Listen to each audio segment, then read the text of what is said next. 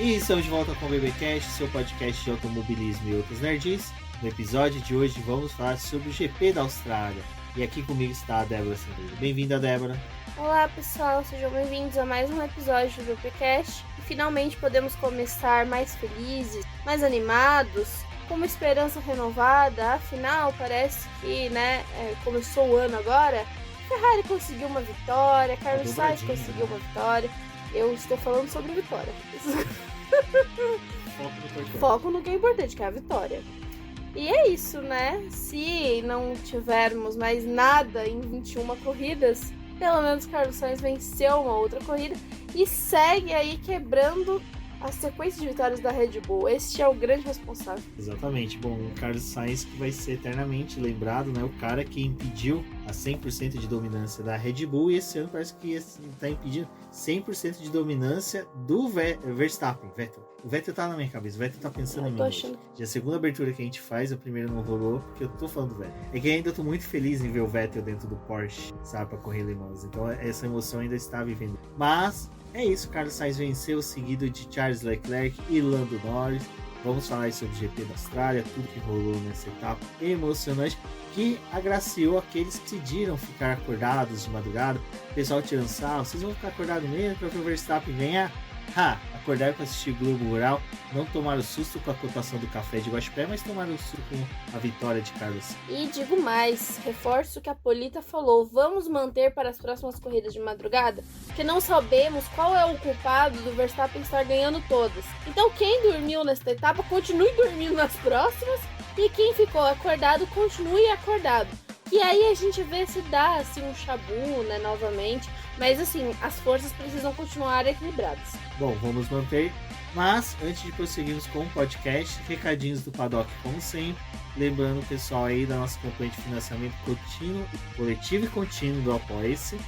No link tá na descrição desse podcast. Então, acessando aí no agregador favorito de vocês, tem o link do nosso Apoia-se. Se possível, verifique uma forma de apoiar aí o boletim do Paddock. A partir de R$1, você já consegue apoiar o projeto. E também, sempre que você for fazer compras lá na Amazon, utilize o nosso link que está sempre na descrição. Qualquer produto que você comprar utilizando ele, a gente recebe uma pequena comissão, mas já ajuda a manter o projeto. Você também pode se tornar membro do Boletim do Paddock no YouTube, isso também ajuda a gente, sempre recordando vocês que às terças, pós-corrida, nós fazemos nossa live. E a live desse final de semana, como a Rafaela disse lá no Twitter, vai ter muita coisa pra gente falar. E a Alice, fique tranquila, nós vamos fazer algumas fofoquinhas também, que tem algumas coisinhas pra gente falar aí, que vai ser bem legal pra você.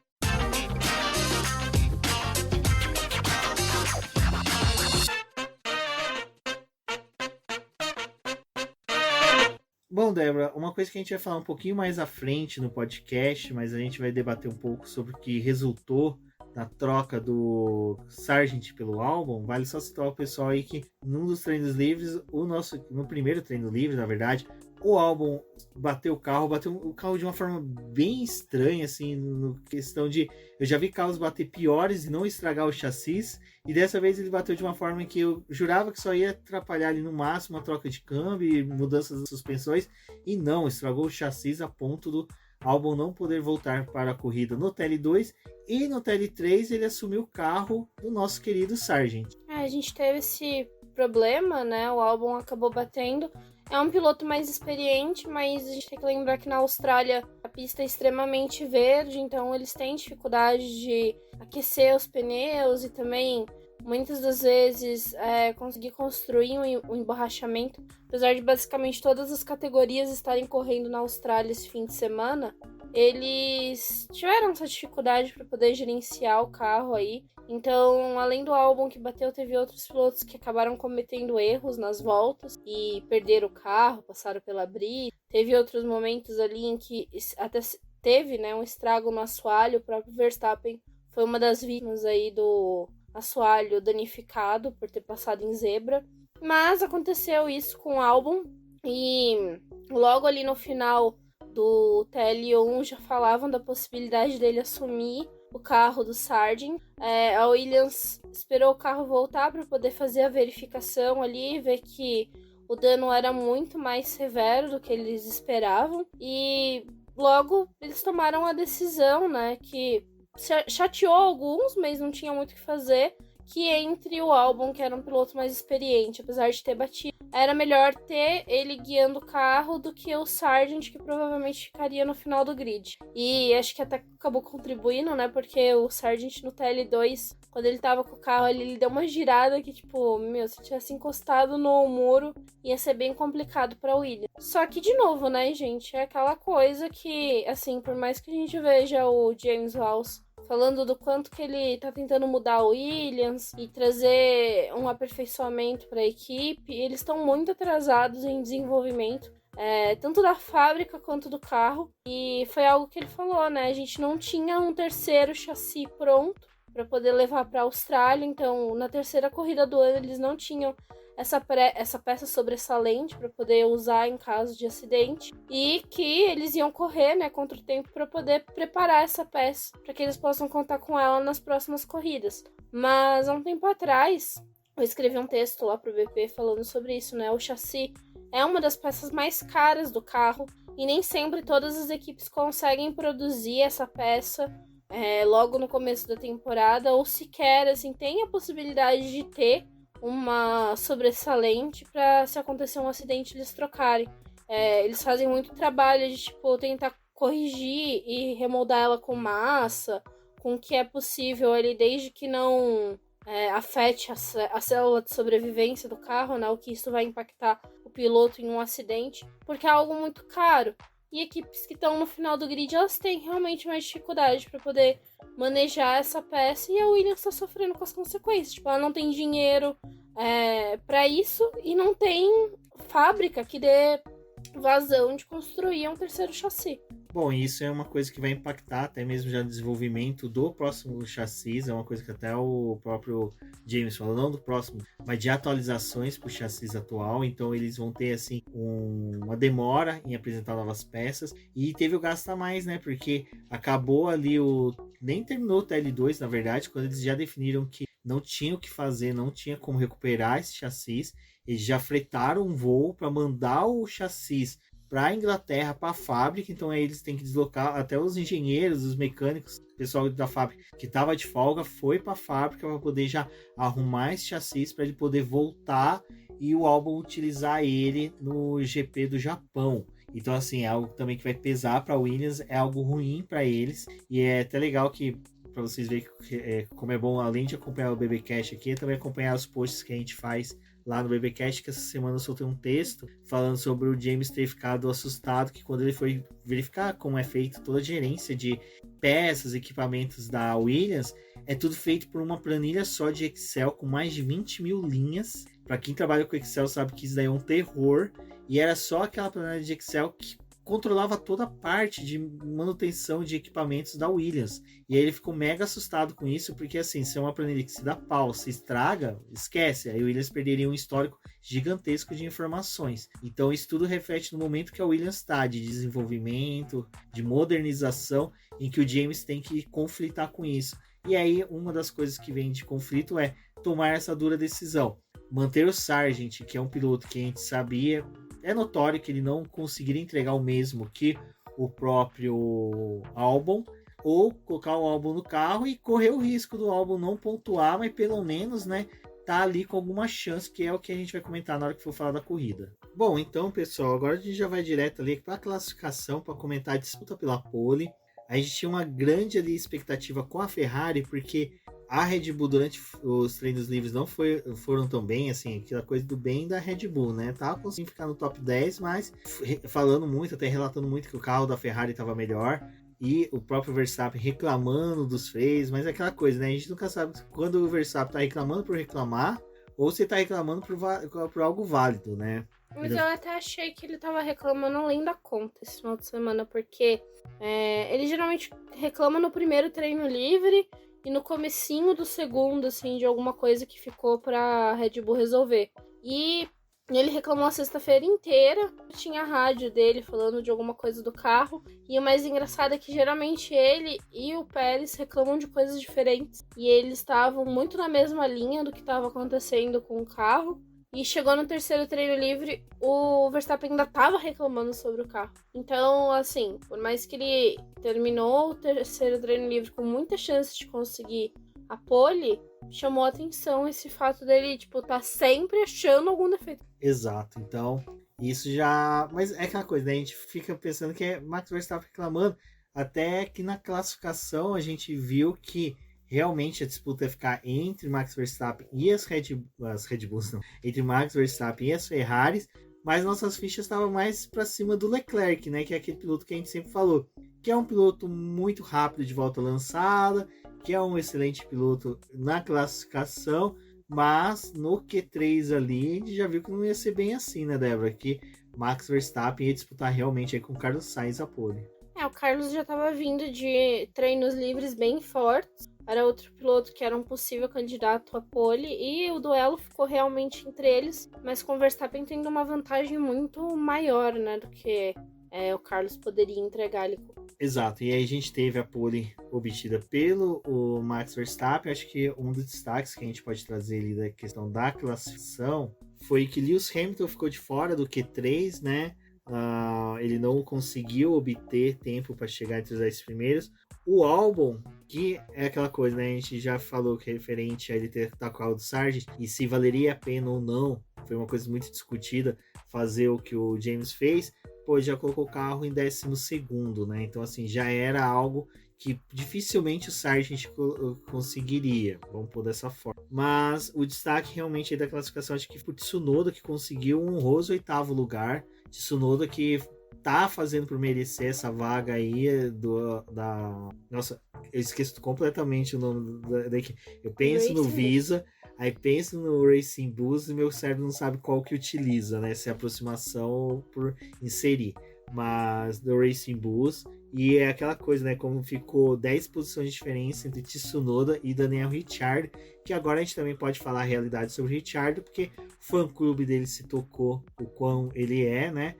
Mas eu tô achando muito legal o Tsunoda conseguir ter esse destaque em classificação, depois em corrida, porque mostra que realmente ele é um piloto veloz, é um piloto capaz, ele só não era um cara muito bem, vamos supor assim, direcionado, né? A gente tinha essa sensação de que na equipe ele ficava muito volúvel, a hora era jogado de uma forma, a hora era jogado de outra, e nesse final de semana acho que tudo encaixou muito bem para ele.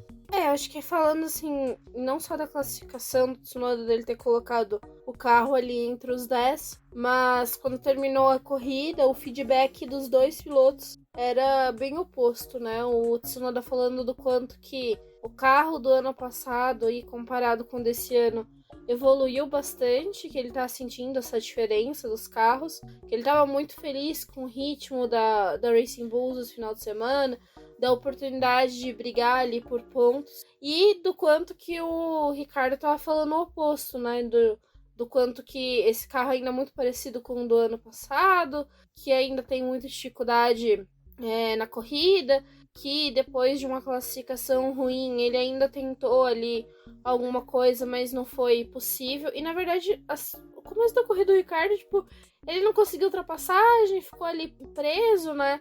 Foi um fim de semana que alguns pilotos tentaram dizer assim, mas dá pra poder ultrapassar, mas é uma parte muito importante do GP da Austrália é você se classificar bem. É uma pista que hoje tem um pouco mais de chance de ultrapassagem, mas não é lá também aquele espetáculo de pista para poder ultrapassar. E o Ricardo ficou ali muito preso no final do pelotão. Então acho que o que eu chamaria atenção para a corrida de ambos, né, é da diferença de feedback que os dois estão tendo e do quanto que o Tsunoda tá satisfeito com o carro. É óbvio, é um carro ruim ainda, né? Não tá satisfeito, tipo, porque ele tá com o carro campeão. Ele tá satisfeito que, dentro da medida do possível, eles estão conseguindo entregar alguma coisa. Conseguir pontos é muito importante, né? Foi até algo que ele ressaltou ali no meio do pelotão que tá tão apertado. Ele conseguiu pontos. E aí a gente pode dizer, né, também que o Tsunoda, depois da punição do Alonso, que a gente vai comentar também, ele conquista 6 pontos, que foi a mesma quantidade de pontos que o Oliver Burnham teve na corrida passada. Então já é bem positivo, assim, pra ele, né?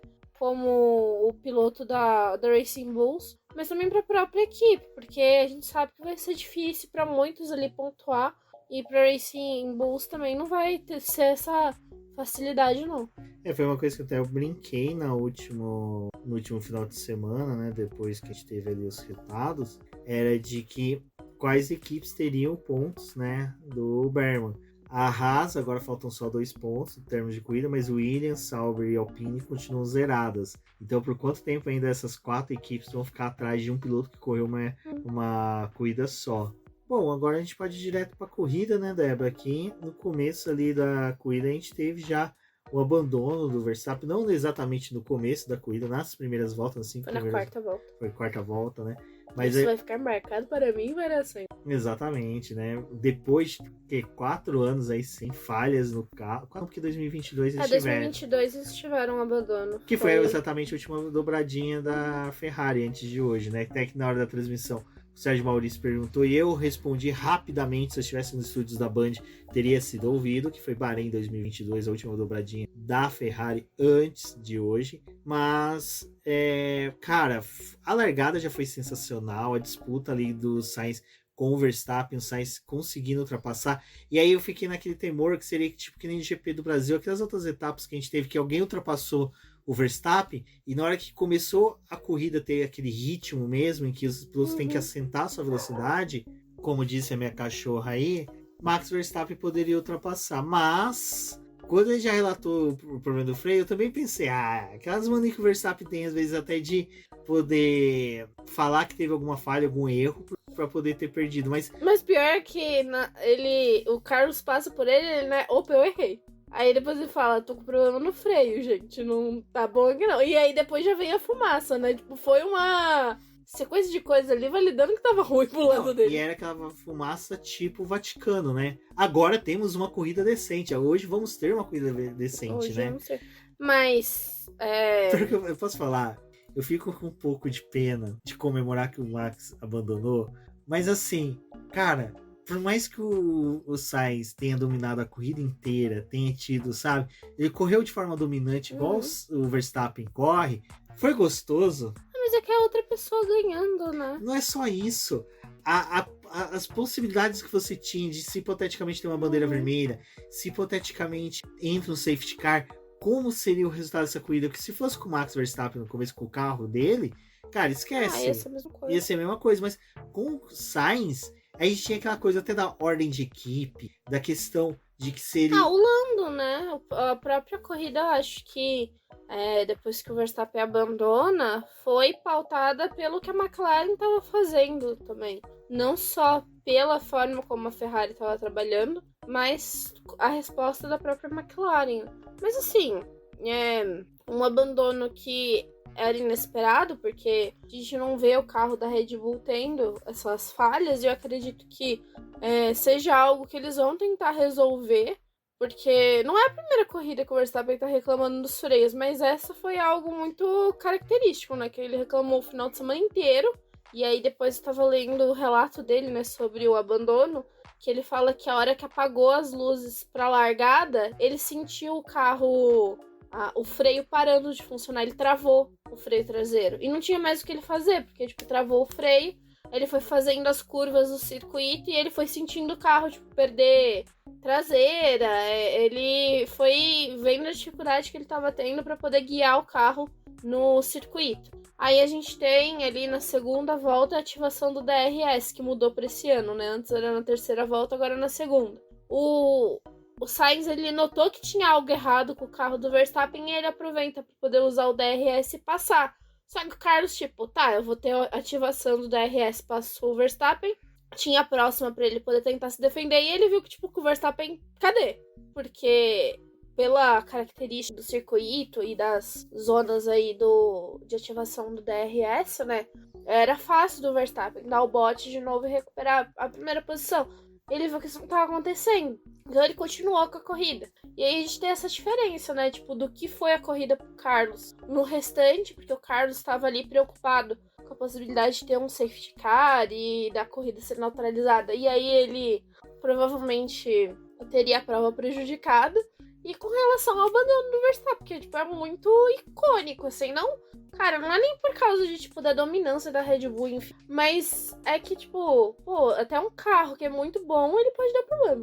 Exato. E a gente ainda teve essa questão de que é o primeiro abandono, salvo engano, do Verstappen, realmente desde aquela dobradinha da Ferrari, desculpa, no Bahrein. Foi no Bahrein.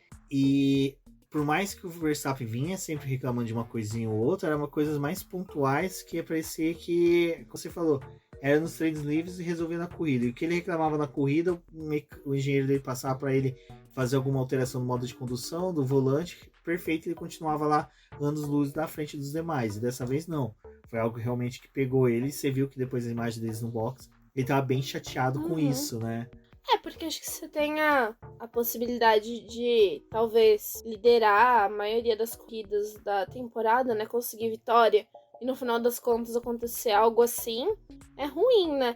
E eu acho que foi até uma coisa que eu tava conversando com você, que a situação da Red Bull, eu acredito que vai ser resolvida rapidamente, né? Tipo, esses 15 dias que tem até a próxima prova, eles vão dar um jeito nesse freio e vão solucionar o problema. Mas é importante que eles façam realmente o reparo desse freio, encontre o que aconteceu, porque o circuito Suzuka ele exige demais os freios, né? A gente tem a 130R, que é uma curva muito rápida, mas tem as outras curvas de baixa também, que exigem muito dos freios. Até algo que foi interessante, que o Alberto Fábrega levantou essa semana, é que a Red Bull tá levando uma impressora 3D para eles poderem fazer peças pro final de semana. Então, um exemplo era o duto da refrigeração do freio, em que eles levavam um modelo para a corrida e no TL1, se eles viam que dava para mudar, eles confeccionavam um novo e assim eles poderiam ter um duto de freio, de refrigeração do freio para cada um dos treinos livres até achar o que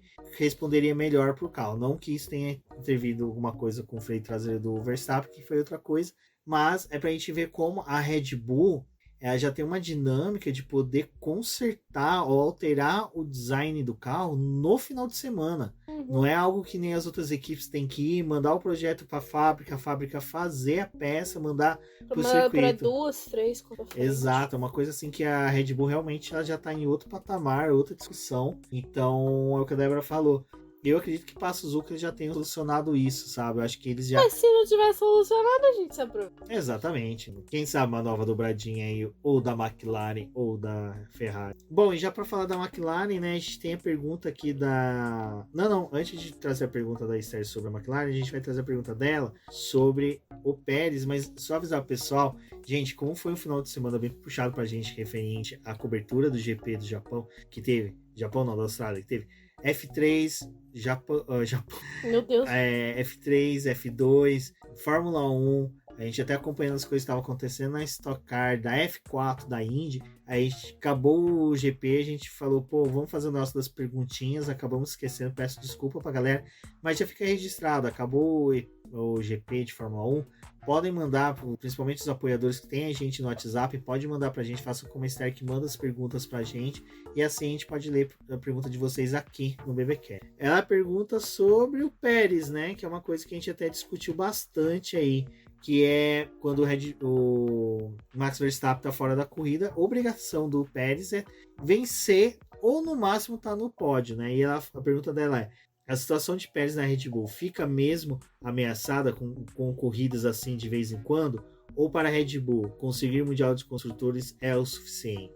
História, eu acho que assim, era uma corrida que a gente esperava um resultado melhor do Pérez. A parte ruim é que acho que dessa vez ele se classificou bem, ele conseguiu um terceiro lugar, mas foi punido por uma atitude que a gente muitas vezes não vê ele sendo punido, né? E nem outros pilotos, que foi ter atrapalhado outro competidor, né? No caso dessa corrida, foi ter atrapalhado o Nico Hülkenberg, estragado a volta da Haas, e no final das contas ele foi punido. Mas eu acho que assim, não justifica ele ter ficado um tempo ali preso com outros competidores, tido dificuldade para poder ultrapassar. Ele tem um baita de um carro, né? Acho que por mais que seja um circuito difícil de ultrapassar, não justifica muito. Mas, tendo em vista do que o Ricardo tá entregando, o Pérez não é um grande problema, né? E tem uma coisa, né, Débora? O Pérez não entregando, eu acho que o Lawson parado faz mais do que o Pérez.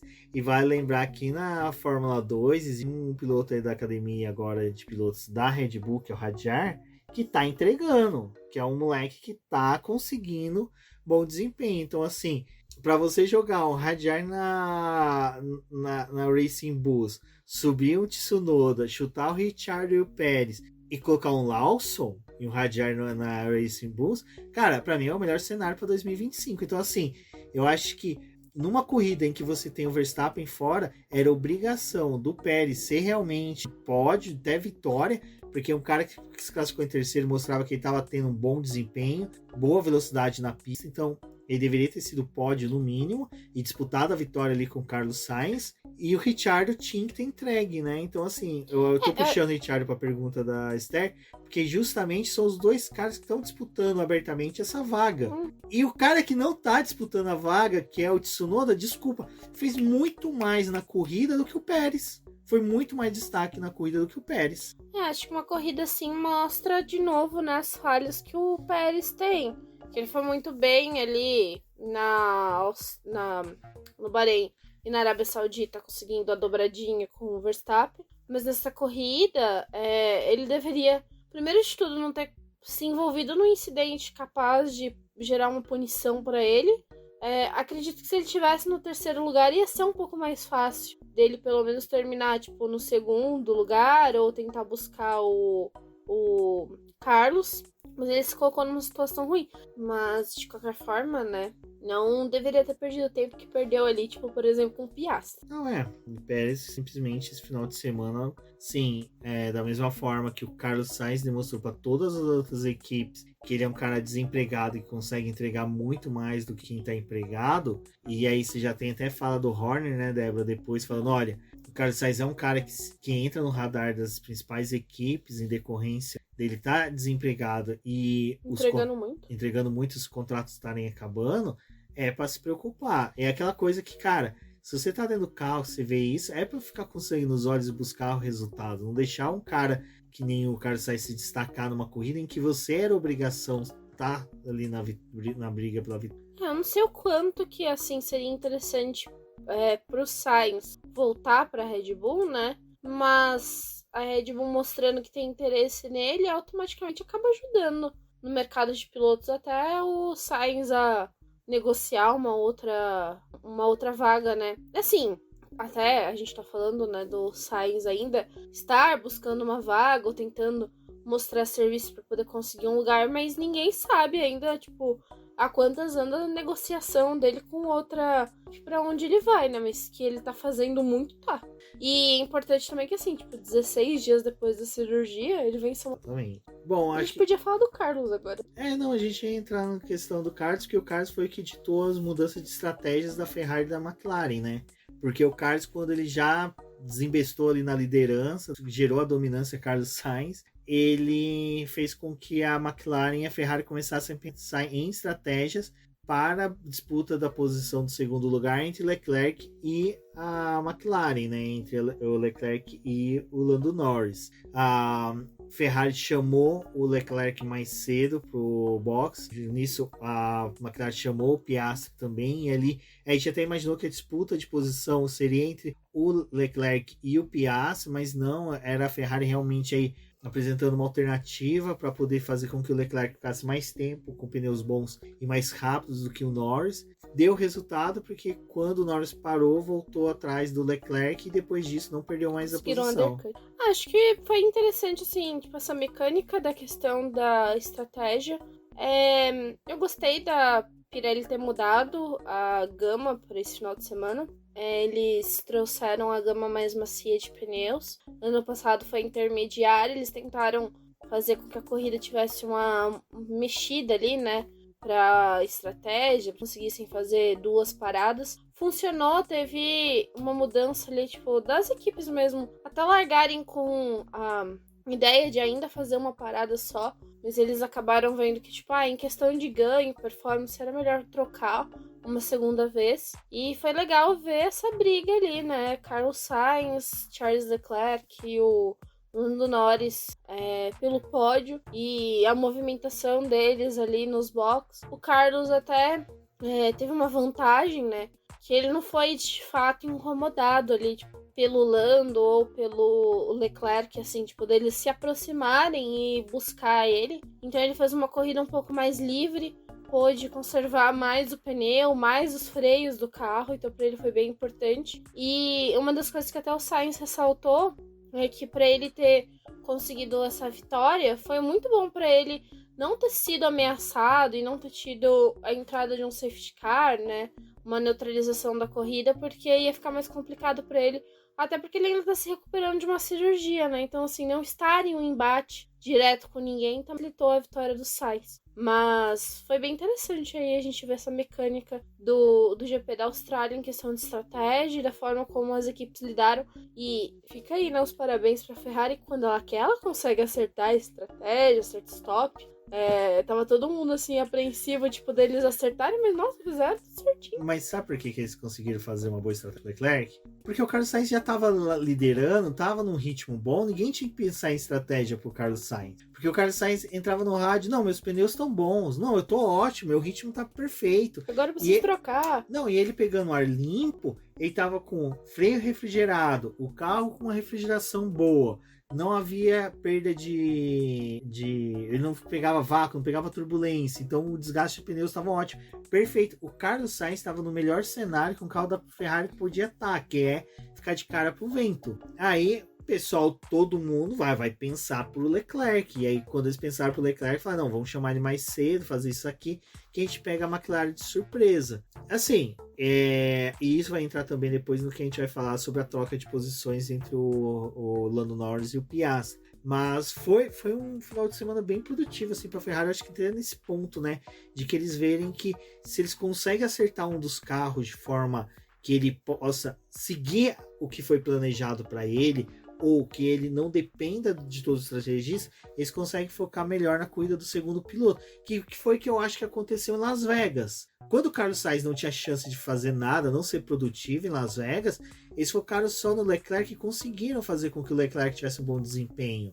Então eu acho que a Ferrari, quando ela parece que realmente ela tem 2 jogos de estrategistas, mas os 2 jogos tem que pensar só para um piloto, né? Quem sabe aí seria o momento do reserve de aumentar o número de pessoas atuando no final de semana.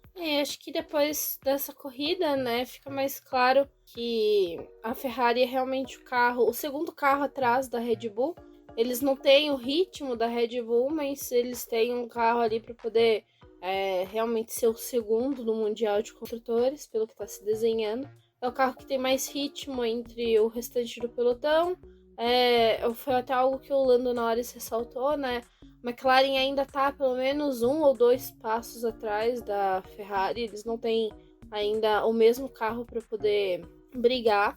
A vantagem da McLaren nesse fim de semana de ter conseguido um pódio e um 4º lugar foi porque as características da pista favoreceram o carro deles e eles conseguiram desbloquear um pouco mais de velocidade ao longo da volta. Isso acabou ajudando no ritmo deles, mas eles não estariam nem mesmo num pé de igualdade ainda da Ferrari, né? Por mais que ali em algum momento da corrida a gente até pensasse, o Norris tentar buscar uma vitória, tentar atacar o Sainz, mas não era real, essa possibilidade também não era palpável. E fica aqui meu comentário que o fã lazarento que encheu o saco do Norris, né, falando, quando você vai conseguir uma vitória? Muito bem feito você ter recebido um dedo do meio, seu...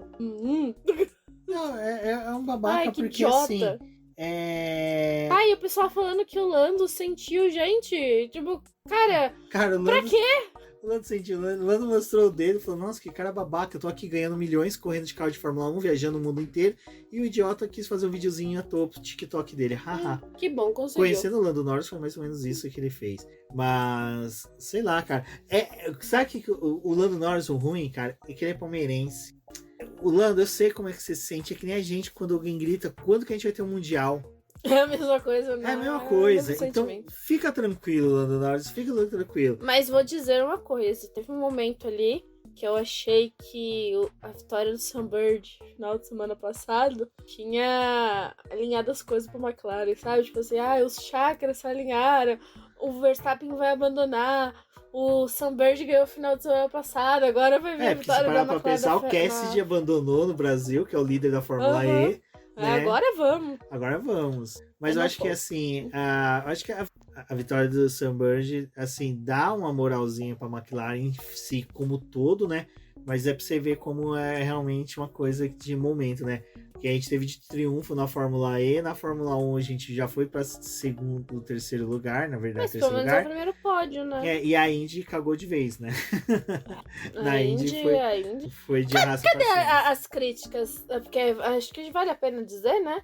Que Zac Brown renovou seu contrato com a McLaren, então está garantido até 2030, atuando como CEO da McLaren, né? O nosso contratador de patrocínios, né? O cara que lida aí com as pessoas e com as marcas que ele vai trazer para as categorias em que a McLaren está presente, está renovado. Mas vou deixar aqui também novamente a minha crítica, senhor Zac Brown, que quando foi para criticar a Fórmula E, desceu o pau, falou mal lá, né, do que estava acontecendo na Fórmula E, quis cantar dar uma de gostoso pra cima da Fórmula E. Estamos tendo vitória onde? Na Fórmula E. Olha só que loucura, né? E não fez, só deu RTzinho nas coisas. Não, cadê o pedido de desculpas formal? Não estou aceitando, tá bom, Zac Brown? Não aceitei. Sua renovação foi muito bem-vinda. Mas, filho da mãe, cadê o seu pedido de desculpa formalmente para Ian James? Não vi. Então, assim, estou com raiva e é bom que não tenha ganhado na Fórmula 1. Muito bem feito. Pegando pesado. Não ganhar na Fórmula 1 é pegar pesado. Mas vamos prosseguir aqui até no que se refere à mudança de estratégia da McLaren de trocar de posição do Piastri com o Lando Norris. Ai, gente, o pessoal tem mais uma vontade com a McLaren. E olha que eu tô... Não, olha só, até que na hora que a McLaren fez essa troca, tava tendo debate, e eu acho muito interessante, pessoal. Não, que o Carlos Sainz tem que ceder a posição pro Leclerc, tem que ceder o cacete. O Carlos Sainz no final de semana inteiro foi mais rápido, só o TL3 que não. Mas foi mais rápido do que o Leclerc. Talvez se tivesse corrido na Arábia Saudita tivesse um desempenho melhor. Exatamente, classificou na frente do Leclerc. Aonde que o Sainz tinha que dar a posição? Porque até mesmo o Leclerc estava rodando menos do que o Sainz. Estava muito mais lento, sabe? E assim, a questão é que realmente a troca do Lando Norris pelo Piastri fazia sentido. O Piastri se classificou atrás, o Piastri estava virando muito mais baixo e o Lando Norris estava chegando no Piastri. O Lando ia passar o Piastri de qualquer forma. O que a McLaren fez? Para poupar os pneus do Lando, eles inverteram a posição, gente. Poupar os dois pilotos. Foi a situação correta ali. Tipo, a posição do Lando era à frente do Piastri. O que ele tomou foi o golpe da Ferrari, que conseguiu passar ele em pista, né? Ninguém contava que a Ferrari ia fazer boa estratégia. Ninguém contava que ia acontecer isso e ocorreu, né? Então a McLaren ela tentou, tipo, vamos inverter a posição, porque a posição do Lando é realmente à frente do Piastri. E aí é engraçado, né? Que ficou todo mundo assim, tipo, incomodadíssimo. Porque, poderia ser o pódio do Piastri em casa. Mas, cara, não era um pódio real. Tipo, e você provavelmente ia ter que frear o Norris em desempenho pra poder ficar atrás do Piastri. Tipo, não fazia sentido nenhum, sabe? E se eu não me engano, o Norris chegou com quase 10 segundos à frente do Piastri. Uma diferença muito grande. Até o Piastri depois, né, falou a atitude que a McLaren tomou era a atitude que tinha que acontecer. E ele falou, gente, eu tô esperando uma hora eu ter um pódio, mas não é dessa forma que tinha que ser. Tipo, a equipe fez a melhor escolha, né? E outra coisa, acho que vale ressaltar, né? Era um fim de semana em que eles tinham a condição de pontuar muito bem com os dois carros. O Hamilton tinha abandonado, né? Então, pelo menos um dos carros da Mercedes não ia estar levando ponto esse final de semana. Depois a McLaren acabou tendo uma baita de uma sorte de nem o Russell pontuar e o Alonso ter sido punido nesse combo, né? Então, assim, tipo, eles capitalizaram o máximo de pontos que conseguiram em uma etapa só. Cara, acho que a atitude foi correta. E outra coisa, né? Se você olhar o Mundial de Construtores, a Mercedes e a Aston Martin, cada uma, Mercedes está com 26, a Aston Martin está com 25, a McLaren está com 55 pontos, 30 pontos de diferença para as outras duas. Então, assim, maximizar os pontos e garantir resultados, porque o campeonato tá apenas no começo. A Star tinha perguntado isso, né? A gente já acabou respondendo. Exatamente, Star. Obrigado aí pela pergunta. A gente acabou respondendo essa pergunta. Mas ela falou que a gente achou da McLaren fazer jogo de equipe correto. Eu acho que assim, mesmo saindo a terceira etapa do campeonato, que não precisaria fazer algo do tipo. Mas. Não, pera, o que eu quero dizer, tipo, não precisaria fazer. Mas. É que assim. A atitude é correta a partir do momento que o Norris estava à frente do Piastri e ele era mais rápido. Na Ferrari, tipo, a pessoa fala, mas se tivesse invertido o Leclerc com o Carlos, eles tinham saído da Austrália como líderes, né? O Charles ia conseguir os pontos que eram necessários para poder estar à frente do Max e ia ser interessante para a Ferrari. Só que, gente, tipo... A Ferrari, ela tá brigando pelo segundo lugar no Mundial de Construtores. Independente de se invertesse, tipo, não vai fazer bulhufas de provavelmente diferentes. E o desgaste que você teria de, tipo, tá, beleza, o Carlos tava muito mais rápido que o Leclerc. Ele vai ter que frear, reduzir pro Leclerc chegar. Tem muito risco dele, tipo, esfriar os pneus, dele ter algum erro que ia comprometer a corrida. A partir do momento que, tipo, o Leclerc não estava imprimindo um ritmo rápido, ele ia ter que se podar para poder preservar o carro dele. Tinha muito mais chance do Lando chegar nas duas Ferraris com eles fazendo uma estratégia bosta dessa, do que ter deixado o resultado da corrida correr desse jeito. Não, e tem uma outra coisa. Primeiro eu vou falar do... o Piastri merecia o pódio em casa. Gente, Piastri merecia, com certeza. Mas é o seguinte, não, merecia assim, vamos pôr ele no pódio. Mas só que assim, Mundial de Construtores no final do ano, não olha se o teu piloto foi pódio na casa dele ou não. Olha quem tem mais pontos para poder ter a divisão de dinheiro. Né? Oi? Não é um bingo, né? Tipo, você conseguiu um pódio, mais uns pontos aí pra você que conseguiu colocar o piloto da casa no pódio. Então, não tem isso. E outra coisa, o Leclerc ser líder, gente, ele ia ser líder por uma etapa só.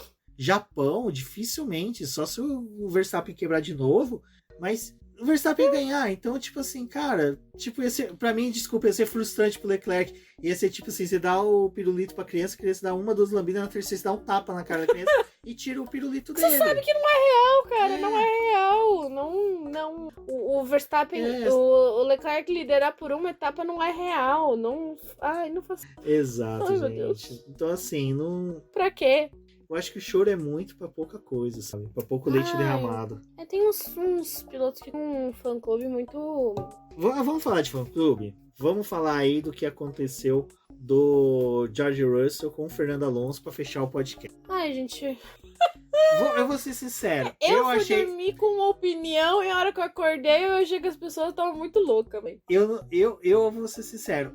Eu entendo a punição do Alonso, achei correto no quesito de esportividade, você preservar pilotos, mas a justificativa e o que queriam que o Fernando Alonso fizesse era ridículo. Porra, mano, o piloto não pode fazer uma estratégia diferente de usar o traçado de forma diferente porque tem alguém perseguindo ele. Não pode. Você não pode traçar um formato de... Não, sabe o que eles querem? Que todos os pilotos pilotem igual o Charles Leclerc. Todos sejam um panguá na pista, que aceite que quem tá vindo atrás ultrapasse. Porra, não tem coisa mais gostosa do que assistir o Fernando Alonso defendendo posição, gente. O cara é foda, o cara consegue. Concordo que do jeito que ele fez, ele induziu o Russell, que é o cara mais fácil de ser induzido ao erro. O Russell é o cara que, se você... Mano, você consegue vender um Peugeot 206 para o George Russell. O George Russell é o cara mais fácil de comprar carro usado do mundo. Porque o tanto que esse cara é induzido ao erro é impressionante. E pior é que assim, eu fico com dó do Russell, porque não é a primeira corrida, né? Tipo, ele tem uma sequência de erro que Singapura. É porque ele tá acompanhando outro piloto e, tipo... Singapura, o Norris fez a mesma coisa com ele, induziu ele ao erro da proximidade do muro, deu certo. Cara, é impressionante. E acho que assim, batalhando com o Alonso, a malandragem tem que estar, o alerta tem que estar ligado, né? Não dá pra poder contar. Mas... Porque esses pilotos têm, desculpa, de idade, Fernando Alonso tem de Fórmula 1. Até eu achei engraçado, né? O Alonso fez uma lista de corridas que tinha acontecido a mesma coisa, que nada. O cara lembrava de tudo isso. Aí, Alonso, eu não 2005, lembro nem Imola, por 2004, GP do Brasil 2023. Eu gostei, assim, da lista. Mas, gente, assim, o incidente... É até interessante, né? Porque o pessoal ficou brigando de... Mas ele fez break test e não sei o quê. E não fez. Ele não... Assim, não foi por isso que eles investigaram. Já começa por aí. Foi porque ele fez o Russell de bobinho.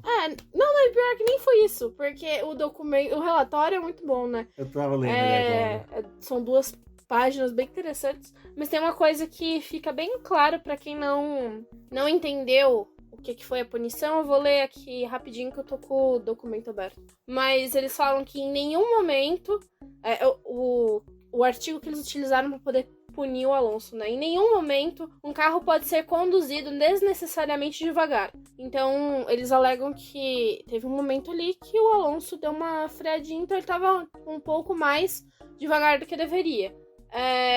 Ou de forma irregular, ou de uma forma que possa ser considerada potencialmente perigosa para outros competidores ou qualquer outra pessoa. Aquele negócio, né, de você não ter uma condução perigosa, né? E aí eles até consideram a manobra que o Alonso fez incomum, isso que não deveria acontecer, mas em nenhum momento, tipo, eles puniram ele pelo break test. Se ele tivesse sido por break test, ia ser uma punição deveria ser uma punição de desclassificação. Porém, no GP da Arábia Saudita que teve, né, de 2021, em que o Verstappen fez o break test com o Hamilton, ele foi punido só com 10 segundos. E o do Verstappen, vamos dizer que foi mais claro o break test, e era um break test muito mais perigoso, porque o Hamilton bateu, quebrou a asa, podia ter abandonado a corrida, né? Não, tudo bem que o do Russell foi perigoso, porque, né, ele ficou... Mas não foi break test que o Alonso fez. E aí, acho que também, eu acho que quem foi julgar isso daí foi o Masi. Eles aproveitaram que o Masi tava lá no paddock e falaram: Masi, vem cá, dá a tua opinião aqui. Então, aí a atitude do Alonso não foi considerada antidesportiva, né? Também tem uma parte bem interessante do documento. O Alonso, acho que ele faz cara do gato de botas quando vão punir ele, porque os caras sempre podem ver. Toda vez que punir ele, fala: não, a gente tá punindo, mas ó, você foi bonzinho, você foi gente fina, você foi legal. Então, aí acho que tem uma coisa que eu queria ressaltar aqui da questão do documento. Eu achei que o Russell também foi um pouco panguá na questão de, tipo, da declaração dele. Porque ele pega e fala assim, o Russell, ele explicou pros comissários que do ponto de vista dele, a manobra do Alonso foi errática. Que é tipo quando o piloto não mantém uma constância do que ele tá fazendo, ele tem um desvio ali. Sim, porque ele tá defendendo a posição, né? O George Russell queria o quê? Que ele mantivesse o traçado a todo momento? E aí que ele foi pego de surpresa com essa aproximação incomum e repentina, né? E que o resultado disso foi o menor downforce no apex da curva e ele perdeu o controle.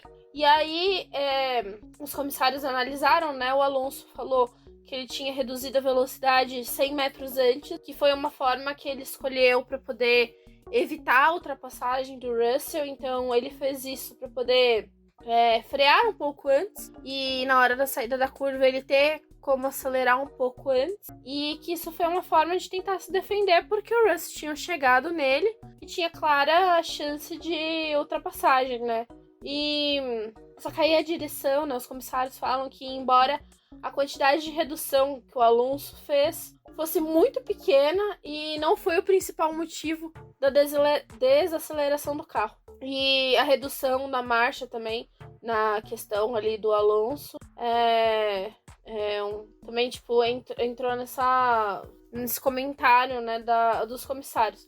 Aí, o mais engraçado disso tudo é que eles falam, né, tipo, que a punição do Alonso foi dada em cima da forma como ele fez essa desaceleração, que ele tava sendo constante nas outras voltas e nessa única que não, mas que eles não estavam punindo o Alonso pelas consequências do acidente, então, tipo assim, meio que foda-se que o Russell errou e bateu e não terminou a corrida, tipo, não foi por isso que foi aplicado o drive-thru, né, pro Alonso. E eles também não tinham como, diante do que foi apresentado, das provas em telemetria, dos vídeos e do que foi conversado entre o Alonso, o Russell e os representantes das equipes, que não tinha como eles dizerem que, tipo, o Alonso tinha feito aquilo de propósito, no intuito de que o Russell, tipo, batesse ou abandonasse a corrida, não conseguisse ultrapassar ele. Então, assim, tipo, foi uma bela numa passada de pano, foi mais assim, ai, gente, vamos punir, porque... Vamos punir? Do que realmente foi uma punição válida, Eu sabe? acho que só puniram por causa do esquema do Ben Solaim. Tipo... Que o Ben Solaim tirou aquela punição que seria do Alonso no GB da Arábia Saudita do ano passado. Não, interveio.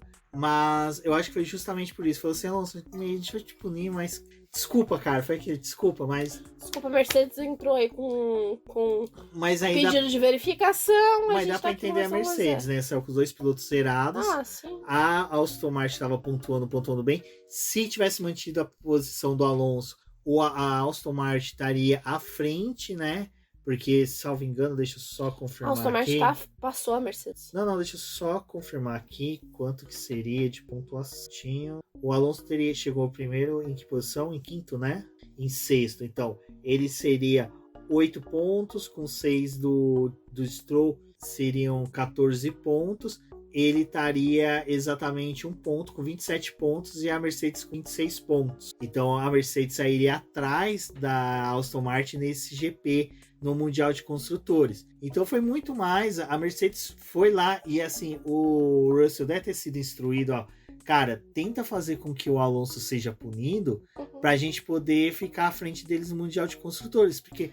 porque a hora que termina a corrida com o resultado, a Aston Martin tava na frente da Mercedes. Com 27 pontos. E com a punição do Alonso, eles voltam a ficar atrás. Então, assim, puniram mais pra poder, tipo assim, coitada da Mercedes, tá tão fodida, 2 pilotos a menos, Lewis Hamilton abandonou com o carro, sabe, fazendo barulho de Chevette. Já tá autografando o boné da Ferrari. Exato, então, assim, foi realmente mais pra remediar, sabe? Mas, eu acho que, assim, a punição vem mais no sentido de... A real briga mesmo é entre a Mercedes e a Aston Martin, né? Tipo, eles estão disputando realmente o Mundial ali. A McLaren estaria numa disputa com a Ferrari e a Red Bull sozinha. Então, vamos analisar isso aqui, e resolveram punir porque é realmente a disputa da temporada que tá tendo. Mas, o documento é muito chulo, sabe? Tipo, o negócio, a punição é ridícula, sabe? No BBcast, eu vou deixar a versão dele traduzida pra vocês ler, o arquivo em PDF. É bem interessante de ler, eu tava lendo aqui, a gente conversava. Realmente, assim, eles rodeiam pra tentar justificar, sabe? Se eles tivessem justificado pelo break test, você fez break test, acabou, pronto, acabou. Então, porque eles citam a telemetria, mas eles não falam, tipo, naquele ponto ele desacelerou exacerbadamente, né, tipo, pra fazer o break test. Eles conseguiriam verificar isso, né, tipo, tem um jeito muito simples de fazer o break test. Mas ele fez, foi a malandragem do Alonso, ele desacelerou um pouco antes, o Russell não estava desavisado, né? Estava esperando agora que... o piloto tem que fazer sinalzinho. Não, eu vou desacelerar aqui, amigo. Você tá me atacando, mas eu entendo, tá? As pessoas que acham que, tipo, foi muito branda a punição. Mas, gente, tipo, ele não foi a punição não é por break test. O documento não é por break test. Se tivesse sido por break test, sim, os 20 segundos seria pouco, né? Se você for parar pra poder pensar. Porque o Verstappen fez break test e ganhou 10. Mas é que agora a gente tá em outro momento da Fórmula 1 que os parâmetros de punição são outros. Então, em questão de punições, né, tipo, seria quase a mesma coisa que o Verstappen fez lá. Poderia ser pouco, mas não foi break test. Não foi isso que a FIA puniu ele. Puniu ele porque ele é malandro. Você é malandro, meu filho. Ele tava lá malandramente. Pegadinha do malandro. Foi ele isso. Tava lá malandramente, vivendo como Alonso. Ele fez a gracinha dele e achou que, tipo, ninguém tá vendo, sabe? E aí fala, Alonso, vem cá, vou punir você. E fica aí, fica abaixo, tá, Alonso? Depois você vê lá nas suas redes sociais, faz um post listando todas as corridas que você fez, a mesma coisa, e nada aconteceu. Mas assim, nessa aqui, meu chapa, a gente vai ter que te dar uma puniçãozinha, assim. Mas é só um drive-thru que convertido no final da corrida é 20 segundos, você vai perder 2 posições aí, mas vai em paz, meu querido. Não, aí eu fico imaginando, porque o Tsunoda só tinha ganhado 5 pontos. Aí eu fico imaginando a Racing Bulls, todo mundo lá comemorando, né? Pô, ganhamos 5 pontos, que legal, o Tsunoda ganhou 5 pontos. E aí aqueles caras que ficam motivando o Ricciardo, né? Fica lá, pô, Ricciardo, fica tranquilo, 5 pontos. Dá pra você pegar na próxima corrida. Alonso foi punido, o Tsunoda tirou 6 pontos. Ricardo, tá fudido. São 6 pontos. Cara. São 6 pontos, tem que fazer 7 agora. Tô precisando chegar no 7º lugar aí, cara. Porque agora não é você pontuar, você tem que pontuar e torcer pro Tsunoda não pontuar. E não tá fácil. E ainda vai no Japão, meu filho. No Japão, os caras vão colocar ali o Godzilla pra proteger o Tsunoda. A Tsunoda disse que, né, que é um bom resultado aí no Japão. Ai. Tsunoda, no meu coração, Tsunoda já é pódio no Japão. É isso, galera. A gente acordou pra poder ver a vitória do majestoso Carlos Sainz. Viu o Papi Sainz feliz, que legal que... Primeira vitória do Carlos Sainz que o pai dele tá presente. É verdade, né? Exato, o pai dele não tá. Não só corrida de madrugada. Quem tiver que dormir, tem que dormir. E a gente leva o velho pro Japão. Vamos levar. Dobradinha da Ferrari. Tô muito feliz. O Valério está até agora comemorando lá. Quem tá em Curitiba já tá ligando pra polícia que tá incomodado. Eu até jantei macarrão hoje. Jantamos macarronada hoje. Então é isso. Parabéns. E o Carlos Sainz tá fazendo muito bem o seu trabalho, né? Se a Ferrari quiser ficar com você, aí conversa ali com o Zac Brown pra poder ver se a gente consegue um terceiro carro. E agora o que acontece é que os pilotos, né, os 18 pilotos que têm apêndice estão indo pro hospital retirar o apêndice. Se morassem no Brasil e tivesse o SUS, não teriam que gastar dinheiro com isso, mas como eles são fodidos por morar na Europa, vão ter que pagar. Agora é uma cirurgia estética? Pode ser considerado uma cirurgia estética. Eu estou pensando em fazer, porque assim, talvez as coisas que tá acontecendo na minha vida, eliminando o apêndice, seja uma coisa interessante. E digo mais, achei de uma sagacidade quem fez aquele chaveirinho de apêndice e deu pro cara. Achei muito bonito. Muito bonito. E eu acho que o perigoso é o Verstappen tirar apêndice e ficar mais rápido do que ele já é. Eu acho que as pessoas têm que bloquear ele nisso. Não podem permitir que ele tire apêndice. Não podem permitir que ele coma piruá, né? Essa coisa de vir muito pro Brasil aí, comer pipoca, tomar banho de pipoca, não podemos deixar. Verstappen está proibido de visitar a Bahia. Exatamente. Pessoal, agradeço a todo mundo. A nota da corrida. A nota da corrida. É tradição. Eu começo a despedida, você fala 10, né? Não tenho o que falar. Eu vou dar 9,5, porque eu tenho uma crítica a fazer. Apesar de ter sido muito boa vitória do Carlos, momento emblemático, está um cocô as disputas das corridas. Porque, assim, teve uma coisa ali, a gente teve um entretenimento do Alonso com o Russell, mas, gente, o resto, meu Deus... Deus, Posso falar por que não teve tanta disputa em pista? A gente tava com 3 pilotos a menos na pista. Mas... E as Alpines, Débora, as Alpines não estão fazendo porra nenhuma. Não estão fazendo porra nenhuma. Sabe? Aí teve o Joe também abandonou mais cedo. O Bottas... Não, o Joe não abandonou, ele terminou a corrida. Ele não teve problema de câmbio? Ele teve o problema, mas o carro voltou a funcionar e ele terminou de correr. Não funcionou bem, né? Porque... Não, eu achei uma sagacidade que depois de 3 corridas com o mesmo problema, o Valtteri falou, então a gente tá com problema no carro ali, né, das trocas das... Não, se fosse da marcha também tava, né? Mas é da rosca da porca ali, da roda, né? Então eles estão com problema. É um problema generalizado. Ele de novo com dificuldade ali, o Diogo, o carro fudido.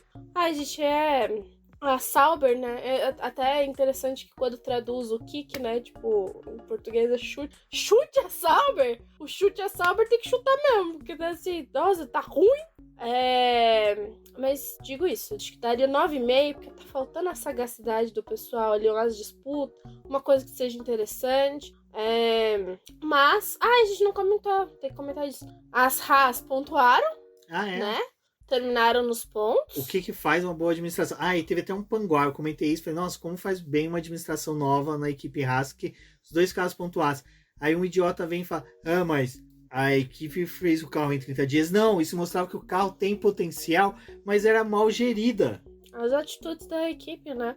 Enfim, os 2 carros nos pontos.